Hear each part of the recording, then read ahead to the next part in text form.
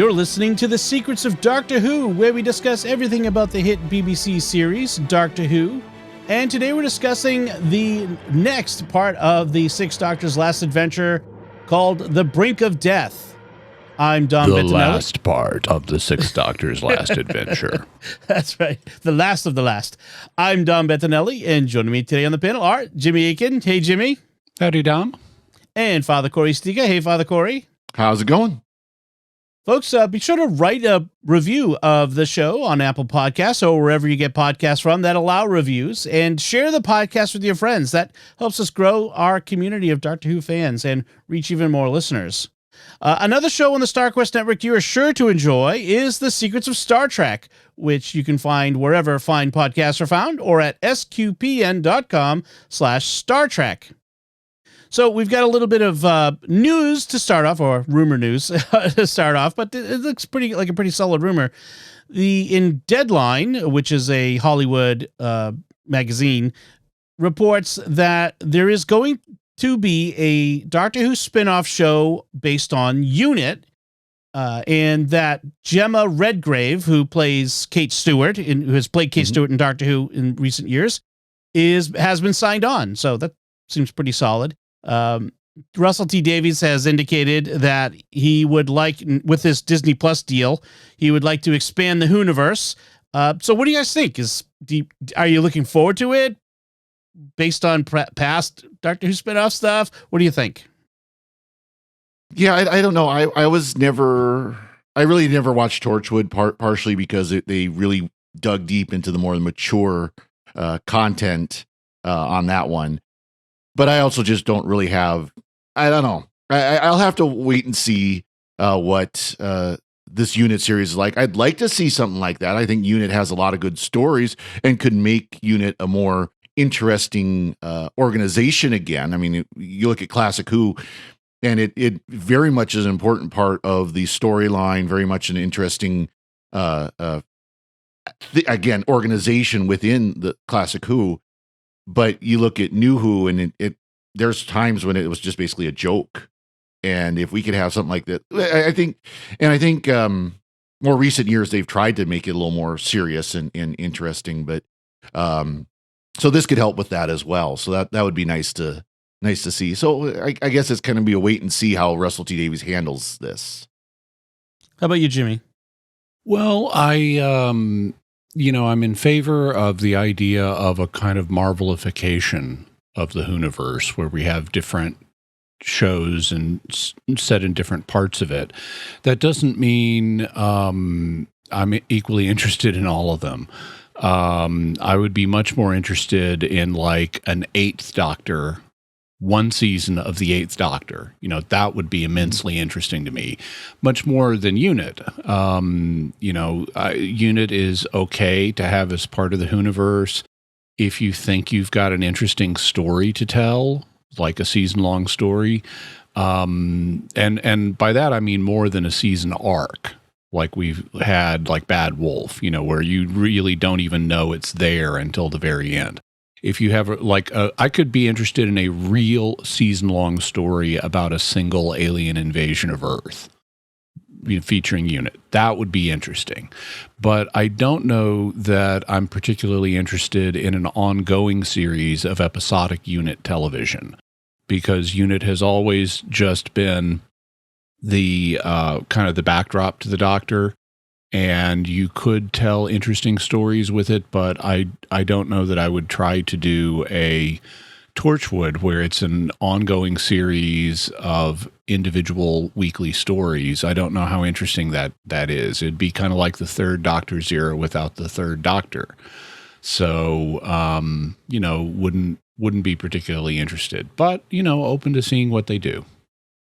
Yeah, I guess I'm similar in that, as I was talking to my wife Melanie about it, the reason we like Doctor Who is the Doctor, and that these other series that they've had, whether it's Torchwood or Class, which I don't think I ever watched, was aimed at a younger audience anyway. Well, and it was highly problematic, which is why I never watched it. Yep. Oh, okay. They don't have the Doctor, so what makes Doctor Who interesting is the Doctor.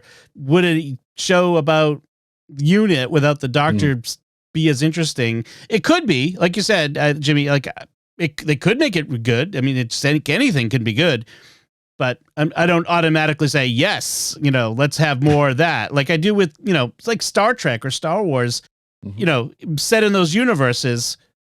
I'm more predisposed with this. I don't know if I'm automatically predisposed to a spinoff from Doctor Who without the Doctor. Yeah, there's certainly something to be said for you having a compelling character at the center of your story. I would be much more interested, like in the Sarah Jane adventures, because of Sarah Jane. She's a more compelling personality, not as compelling as the Doctor, but more than average. And so, the lead character for a unit series would be Gemma Redgrave, at least presumably. And I think it's interesting. I don't think she's hugely compelling as a character. She's certainly not Sarah Jane, and Sarah Jane is not as the most compelling even of the Fourth Doctor's companions to me. But Gemma Redgrave has been with the series for a long time. She got her start in the dark time between the original series and the new series on home video. And it's like, what a wild ride that must be for her. She had this little throwaway home video Doctor Who knockoff part, in the 1990s, and now she's heading a series of her own. Right. Yeah, that's true. That's true. I was thinking of other, spin-offs that might be interesting. What happened to Clara in Me? That whole thing where she went off. They went off of their own TARDIS, or other companions. Is too depressing to me. I know she's the whole she's already dead thing, but other companions. Like that whole thing where they did where the support group of former companions. Something where you had former companions getting together, depending on which ones they were, that could also be interesting. So I'm open-minded about the idea of the Whoniverse, like you are, Jimmy. But I'm not quite sure about any particular one. So we'll see how it goes. I have to admit, the idea of all these franchises having to have a verse, having to have a universe or a verse, I don't know. Just like not every scandal has to be a gate. Not every universe or not every franchise needs to be a universe. And I mean, I think there are lots of stories that can be told in Doctor Who, but you've got a lead character, a main character that lasts for thousands of years. There are hundreds, if not millions, of stories they can tell just surrounding the lead character. Yeah. I think without a good getting model, into other, like you said, Jimmy, doing an Eighth Doctor series of stories would be fantastic.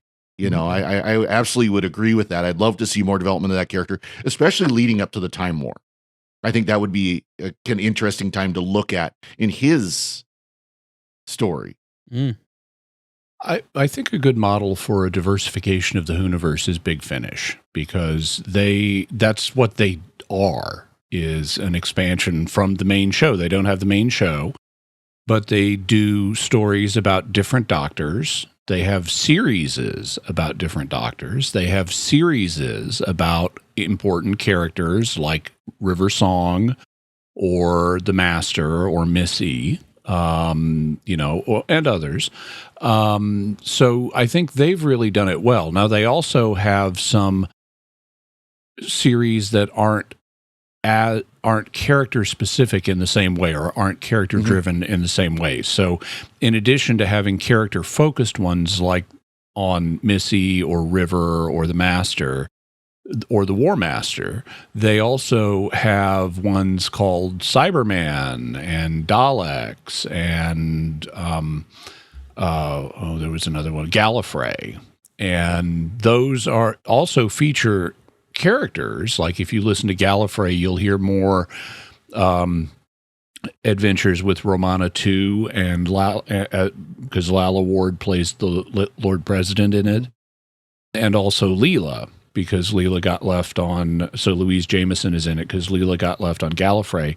So they're both in the Gallifrey series, but I just don't find these less character-focused ones like Gallifrey or Daleks or Cybermen as compelling. And Big Finish has correspondingly made fewer of them. Yeah, they actually made a series of unit ones too, which I got in a sale, but I haven't listened to yet. So I'm now interested in checking those out to see if they're any good. Well, speaking of Big Finish, maybe we should move on to talk about our main topic for today, which is this story called The Brink of Death, which is the fourth part of the Sixth Doctor's last adventure. Jimmy, can you give us a recap of what happens in this one? This week, the Sixth Doctor and Mel are on board the TARDIS when the Doctor goes to fix a problem, and he returns transformed into the Valeyard. But Mel doesn't notice. Her memories seem to have somehow been altered. Meanwhile, the Doctor himself finds himself in the Matrix on a Celestial Intervention Agency space station with his data pattern about to be deleted. And he makes contact with Genesta, a Time Lord technician who helps him and takes him in her TARDIS. They go to a planet where the Valeyard has taken Mel. Its moon has been turned into a power station, destroying a telepathic race of microbes known as the Nathamas. Although the Doctor keeps getting yanked back into the Matrix, only to be brought out again by Genesta, the Doctor eventually uncovers the Valeyard's evil timey-wimey plan. The Valeyard had saved some of the Nathamas before the destruction of their moon, and he promised them the Sixth Doctor's mind to feed on. During the adventure, back when they were on the werewolf planet, the Valeyard infected the TARDIS with the Nathamas, and they've been feeding off the Doctor telepathically ever since. They've also been infecting the Matrix, which is part of the Valeyard's plan, because he's developing the ability not just to replace the Doctor, but all of the Time Lords ever, including the great Rassilon himself. He's going to remanifest as each one, kind of like the Master in the Master Race subplot of the End of Time. And that will allow him to reshape Time Lord history. In fact, he's already replaced Genesta. And after revealing who he is, the Valeyard taunts the Doctor. The Doctor eventually foils his plan, though, by using the telepathic circuits in Genesta's TARDIS to plant a seed in the mind of his earlier self. This leads his earlier self to go to the system that we saw at the beginning of the Seventh Doctor's incarnation in the TV episode Time of the Rani, the really day-glow pastel planet. There, the Sixth Doctor is exposed to radiation that is fatal to Time Lords, causing his regeneration into the Seventh Doctor. Since the Seventh Doctor's mind is different, this breaks the connection with the Nathamas, leaving them nothing to feed on, and thus thwarts the Valeyard's plan to take control of the Matrix and dominate Time Lord society. This also will leave the Valeyard trapped in the Matrix and unable to harm anyone.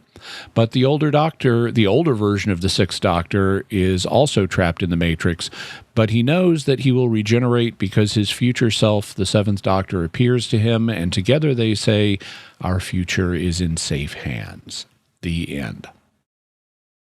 All right, before we get into the details, what'd you all think of this one? Jimmy, what'd you think? I thought it was okay. I liked the timey-wiminess of it because we are hopping around in the timeline of the boxed set. You know, the Doctor goes and confronts the Valeyard back on the werewolf planet, and the Valeyard is talking about what he's going to do in the future, which is we have just seen. And so it's got this timey-wimey aspect.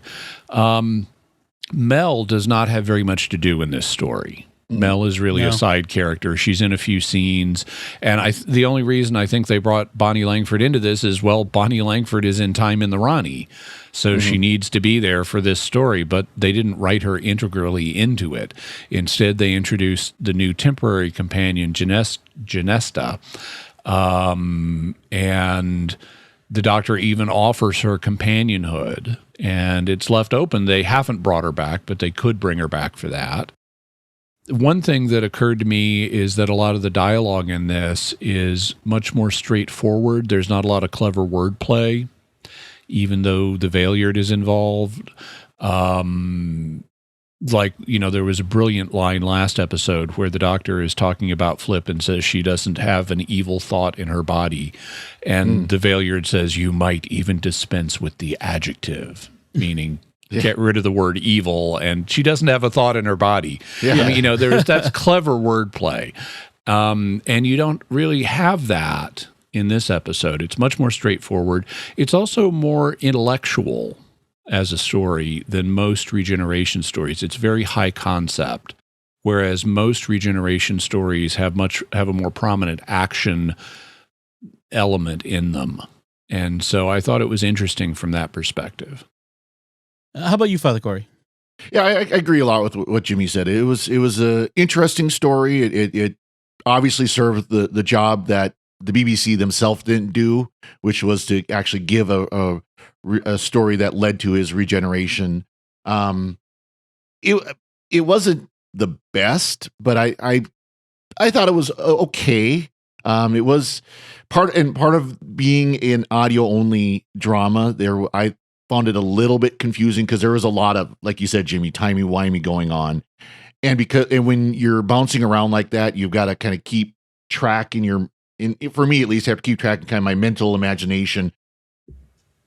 Where are they? What's going on? Where have they been? Where are they going? And of course it keeps jumping back to that space station and Genesta having to come and rescue the doctor again. Yeah, I would agree. It's not I don't think it's the best of these four stories. Certainly, I don't know, the first or maybe the third might be my favorites of these four. But it's serviceable. It's good. It gets us where we need to go. It caps off the story. I did also find it a little bit confusing at times of where we were. Not super hard. I could get back to where I could figure it out. It did lack a little bit of that clever dialogue that the previous ones had too. I noticed that too. So I mean, it's good. I'm glad it gave us the Six Doctors regeneration story. It just wasn't fantastic. It was good. It was and which it sounds like damning with faint praise, but it was good. So let's get into some of the details of this one. Let's talk about Genesta. I found her interesting in that. Mm-hmm. Her character sounded a lot like Michelle Gomez. Like the actress playing her sounded a lot like Missy. Like in the way she talked, especially at the beginning, which is interesting given that she doesn't have a Scottish accent. No, but there's that sassiness in the character. And, as a time lady, that whole thing.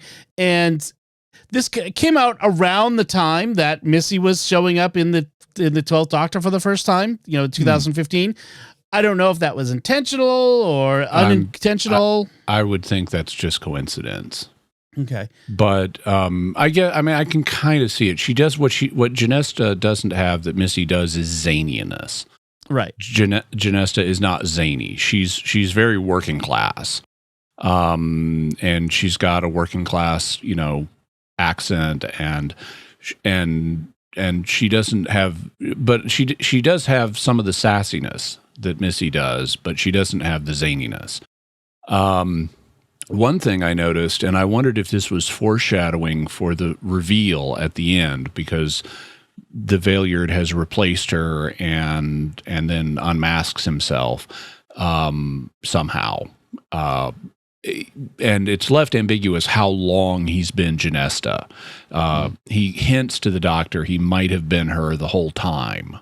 And I thought, and I knew that this reveal was coming, and I noticed leading up to it that that Genesta keeps using derogatory, childish insult names for the Valeyard. She calls him the Knacker's Yard, and it's like she's doing exactly what the Doctor did in Trial of a Time Lord by having all these other names for the Valeyard.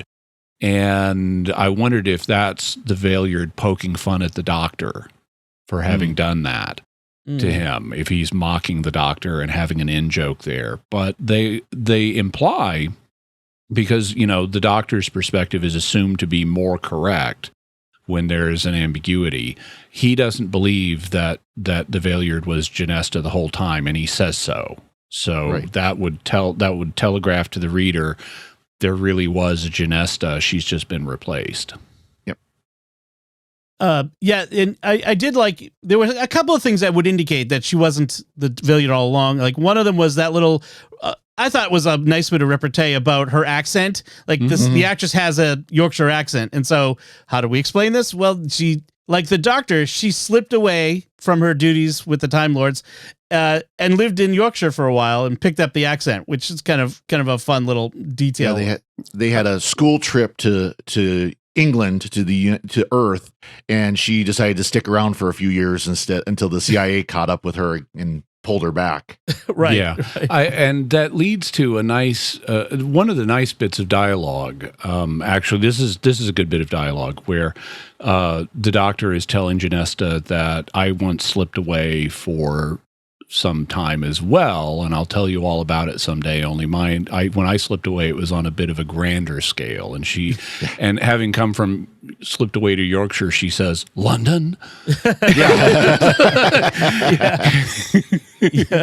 that was good. That was good. London and even beyond. Yep. And another bit where she reveals something that I don't think the Valeyard might have revealed, but I'll tell you, and then we can discuss it. She says that she found out the Valeyard is like we've discussed before, a distillation of all the evil in the Doctor. But she adds to create a weapon, and this was done by the Time Lord Black Ops Division. Right. Do you think the Valeyard revealing something about himself through? Oh, I could imagine the Valeyard revealing that to the Doctor. I'm a living weapon. Yeah, he could reveal that. Yeah. And in fact, I think they pay that off in Big Finish eventually because they started doing a series on the Time War, and they have a Time War version of the Valeyard. So there's a War Valeyard, and that makes all the sense in the world. You know, Russell T Davies created the Time War looking back on things that had actually happened in Doctor Who, like Genesis of the Daleks is sort of the first shot of the Time War, where the Time Lords are trying to rewrite Dalek history. And then later in the Fifth Doctor's time, the Daleks strike back and try to assassinate the Time Lord High Council. And then in the Seventh Doctor's time, he just apparently destroys Skaro. He at least tries to destroy Skaro. And Russell T Davies noticed that pattern and said, okay, let's make this into an event. And so reaching back and making the Valeyard part of the Time War and retconning his origin as he was built as a weapon, that makes sense to me. Yeah, given that they also enlisted the Master, the War Master, and it's clear that the Time Lord's ethics and morality is usually questionable in a lot of these things. It does make sense that they would distill all the evil part of the Doctor out because of the Doctor's skill, but make that into a weapon. Yeah, that sounds like them. So, other elements of this show, we mentioned this story. We mentioned how Mel is only in this very briefly. She's at the beginning, the end, and there's a bit in the middle, right? Where on the planet where she's wandering around a market, but not much happens. And then the Valeyard come and gets her, and they go back on his TARDIS, and he's cryptic to her, and that's about it. It was interesting how in the that moment where he's talking again. This is something you can do in audio, where like something's not right, and then she eventually just kind of accepts, like he's the Doctor. She starts calling him Doctor. In a visual sense, you would be seeing the Valeyard character there, but in audio, you're hearing the voice. I think it just strikes differently in an audio presentation than in a TV visual presentation. So I thought that was an interesting way to do that. Well, and they don't really explain how she was basically brainwashed to think that the Valeyard, that at that change, she just accepted it, more or less. I mean, again, like you said, there was a little bit of confusion, but we don't see that with Genesta. We don't see that with the Doctor himself. He obviously recognizes the Valeyard right away, as she does. But of course, when was she the Valeyard as well in disguise? Yeah. So I think and they don't explain it, but I think they mean us to understand that the Valeyard has done something to alter Mel's mind, or perceptions at least. He's either got a perception filter on her, or he's hypnotized her into thinking he's the Doctor, or something like that. But they do allude to her having a moment of transition where she seems confused, and then she says, I had a headache. Yeah. And so that's kind of a sign the Valeyard did something to her Right. that is making her perceive him as the doctor, only it's taken a minute to kick in. Right. And so that's how I understood that. And that could be the telepathic circuits of the TARDIS and all that, Mhm, those kind of explanations, I mean, but it's clear too that the Valeyard doesn't show up in the Doctor's coat, because there's the line where the Doctor is standing behind Janesta and Janesta asks, "Do you recognize him?" And she goes, "Well, I'd recognize that coat anywhere, and I've never seen it before." Right, right. The other element in this is there's a ticking clock. The Doctor's pattern in the Matrix is almost like a transporter buffer for, if you're a Star Trek fan. It's degrading, and we have this time, like these diagnostic tools in the Matrix are going to clear him out soon, and Janesta is constantly trying to stop them from working, but every time the Doctor gets sucked, comes out of the Matrix and gets sucked back in, the clock ticks forward. And so you have this ticking clock, which is a nice dramatic element to have to keep this, the little bit of tension throughout the story. I mean, we always know that the Doctor will win, but there's still this tension of the time passing, which I thought was good. I wasn't as pleased with it. I thought it was sort of formulaic, because initially Janesta tells the Doctor it's going to delete your data in 6 minutes. And then she gets him out, and the next time, now it's 4 minutes, and then it's 3 minutes, and 2 minutes, and 1 minute, and then it's longer than a minute, but I'm not sure how long. And I'm frequently not impressed by ticking clocks, at least in that fashion. At least the way it was played out here, I wasn't. But I guess it does explain that the older version of the Doctor is not still trapped in the Matrix. I guess he got deleted. Right. Gets wiped out. That's true. Speaking of Mel, going back to Mel for a second, in my notes, I have when she's on this planet, Plastinius, and she's in this marketplace, she encounters this random woman who tells her, she gives the info dump about the moon and the all native life being wiped out, which is important for later on when we encounter the Anathemus. But she also tells Mel she's lying to herself about the Valeyard, the Doctor. Who is this woman? Was it? I know. It sounds like, there's actually 2 women she meets in the market that are important. And they both sound like, this sounds like it's an important character who's going to come back later. Nope. Yeah. They just seem to have a random understanding of something is wrong, but no explanation of why or how. Yeah, that was a bit of a failure. Their function in the story is basically, I think they're consciously modeled off gypsies. And so it's like it's like the one who is so prophetic and insightful is like a gypsy fortune teller in a movie who wanders in and tells the main character important things and then vanishes. Right. I guess so. Yeah, they could have done a better job with that then. Yeah. I would have liked, this is a compelling character. I want to hear more from this character, but we don't get any. No. Nope. Yeah. So what did y'all think of the Anathemus? This I thought their name was a little obviously Latinate. Yes, like anathema. Anathema. It's just you've stuck a masculine ending on that. Right. Yeah, I mean it's not ANA, I guess. Well, at least according to the TARDIS wiki. They've lopped off the first A, and they've added the masculine us ending onto the end of the word, but otherwise it's anathema. Yeah, it certainly sounds like it when you say it out loud. And so, they kind of felt tacked on, like, they should have been an important element, and they just kind of show up at the end, protest en masse, and then are wiped out again. I don't know. I felt like they might have been a more important element of this story if they'd had more time.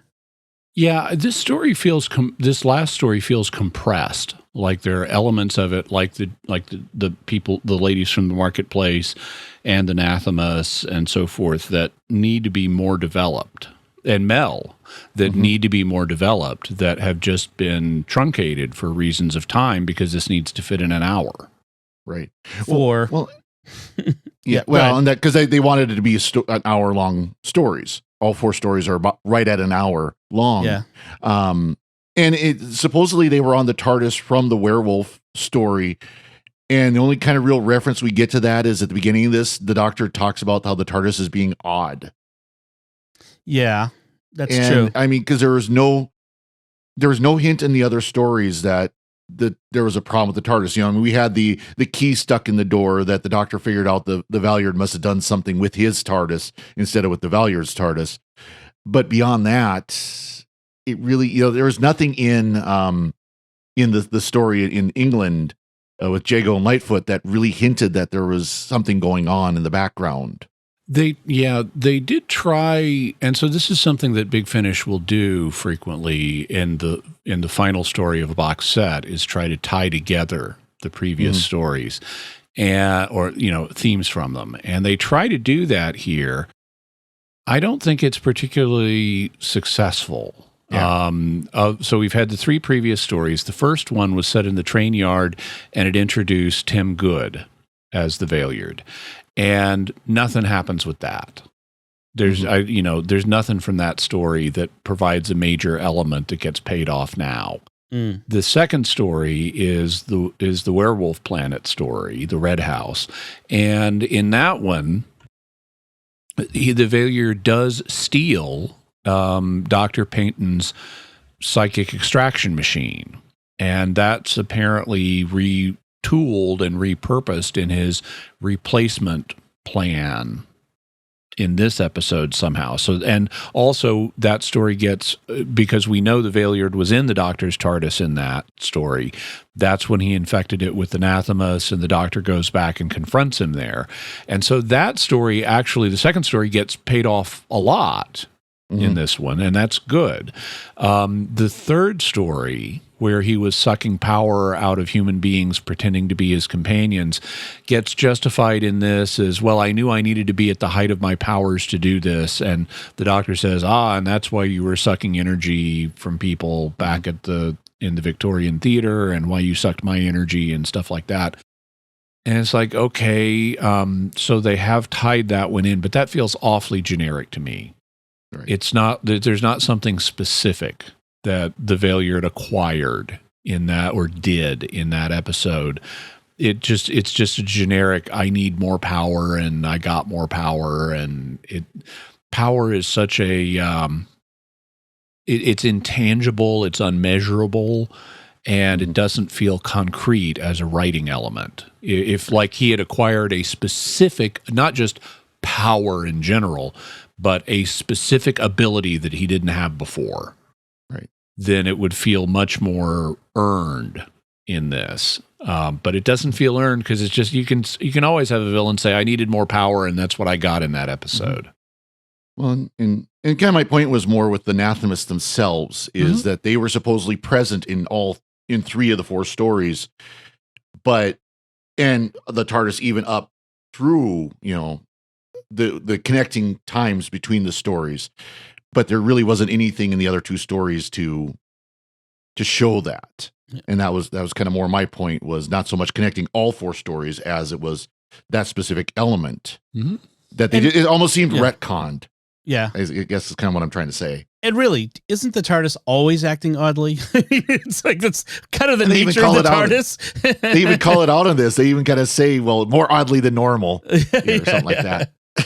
So, and then the Doctor's resolution, because we always have to, have this impossible thing, we can overcome this obstacle, and he comes up with the self-sacrificing solution to this one, which raises the stakes a lot in this story. I mean, it's again, the entire Time Lord Gallifrey sort of thing is at risk here, but it does raise the stakes for the Doctor personally, and so his solution is, just as his self in the Matrix is dissolving, he sends one last message to his past self to change course and not go to where he was going, in order to go to this different place that will cause the Doctor to be irradiated and to have to regenerate. And that will change the course of time, which apparently means that this is not a fixed point in time, right? It's clearly not a fixed point. So, and that will kill off the Nathamus and that sort of thing. So, I'm okay with that. I think it's a sufficiently that works as a solution.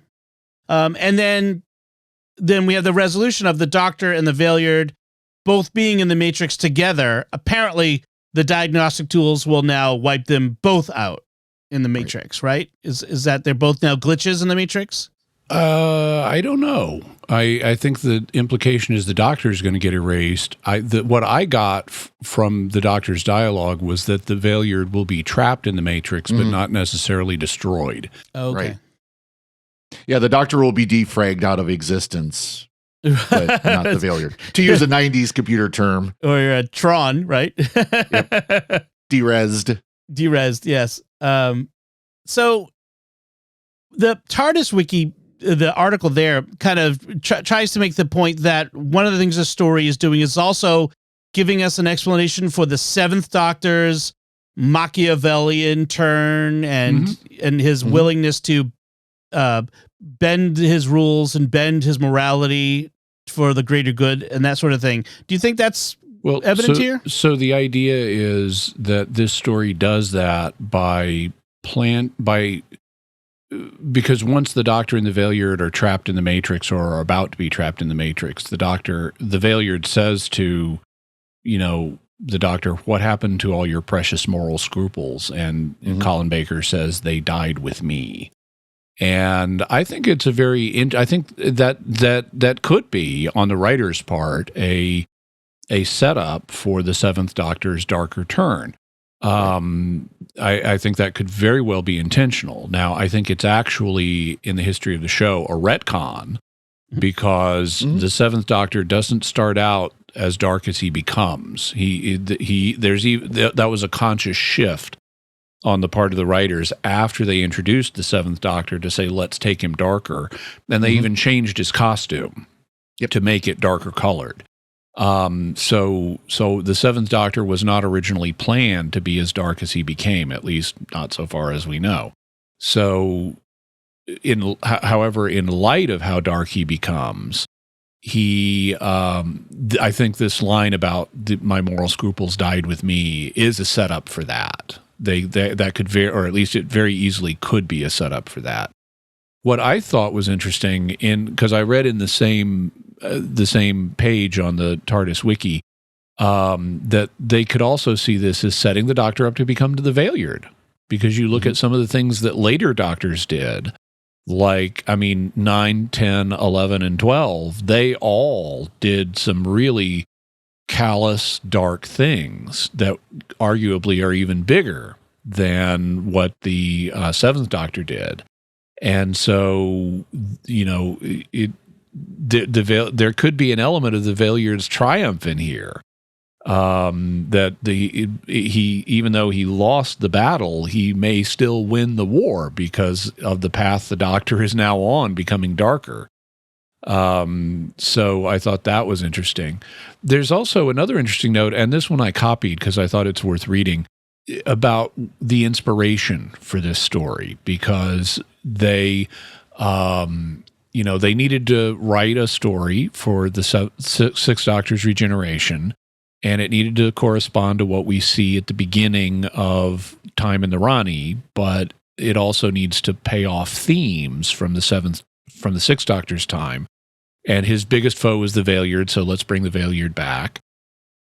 And then on TARDIS Wiki, they say, this story bears strong similarities to former script editor Eric Sayward's original vision for the ending of the 1986 serial, The Ultimate Foe.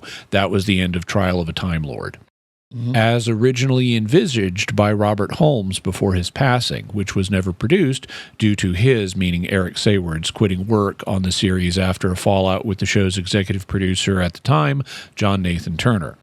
Had it, so this is the original ending of Trial of a Time Lord as thought of by Robert Holmes and developed by Eric Sayward, had it been featured, the ending would have seen the Sixth Doctor and the Valeyard locked in combat within the Matrix in a climactic struggle for their lives and ending on a cliffhanger. However, at the time, the series was in danger of cancellation, and Nathan Turner argued against its use because it was presented in a way that suggested this could become the Doctor's ultimate fate and therefore could be used as an excuse for cancellation. So they may have consciously thought of the original ending of Trial of a Time Lord and say, let's play with that. Let's bring the Valeyard back and put them back in the Matrix battling each other. Interesting. Yeah, that would... I mean, in that case, the Trial of the Time Lord ended with the Sixth Doctor, when it came back, it was now the Seventh Doctor and all of this had taken place. So in a sense, it almost did happen when you include this story. It's kind of a funny way to do that. Well, in the ending that they talk about could have gone either way. It could have gone on to another season of the Sixth Doctor, that he is able to get out of the Matrix and continue, or a regeneration, so it would have worked either way as well. So. Interesting. So, and I do like how they bring in Sylvester McCoy at the end of this with his voice overlaying this Colin Baker's voice, as the regeneration is happening. It was a nice little bonus to this story. It's nice Time Lord mysticism where the future self appears, and that's really nice. Yep. So, any final thoughts? Any final notes on this story, Father Cory? It would be kind of cool to actually see on TV the little chase sequence at the beginning where Mel's trying to run away in that skimmer. That was kind of fun, but from the flying lizard cops. Yep. Yeah. Exactly. Jimmy, how about you? Nope. All right. So, as we finish up, we want to take a moment to thank our patrons who make it possible for us to create the Secrets of Doctor Who, including Natalie B, Cesar T, Ann S, GR, and Peter G. Their generous donations at sqpn.com/give make it possible for us to continue the Secrets of Doctor Who and all the shows at StarQuest. And you can join them by visiting sqpn.com/give. And we'd also like to thank Victor Lambs, who edited this episode. That's it from us. We would love to hear what you thought of The Brink of Death, this Big Finish story, and the whole Sixth Doctor's Last Adventure. You can let us know by commenting on the show at sqpn.com or the Secrets of Doctor Who Facebook page, or send an email to drwho@sqpn.com, or visit the StarQuest Discord community at sqpn.com/discord. You can watch The Secrets of Doctor Who on our YouTube channel at youtube.com/StarQuestMedia. Leave a comment there and be sure to hit the subscribe button and the bell to get notifications. We'll be back next time when we'll be discussing the Fourth Doctor story, The Pirate Planet. Until then, Father Cory Sticha, thank you for joining me and sharing the Secrets of Doctor Who. Thank you, Dom. Jimmy Akin, thank you as well. Thanks, Dom. And once again, I'm Dom Bettinelli. Thank you for listening to the Secrets of Doctor Who on StarQuest. And remember, it's far from being over.